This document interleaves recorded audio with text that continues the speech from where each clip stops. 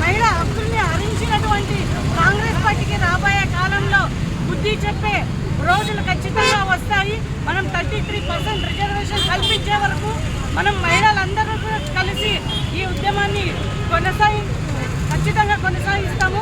33% reservation కల్పించే వరకు ఇది యావత్ భారతదేశంలో ఉండే మహిళలు కూడా సహించదు.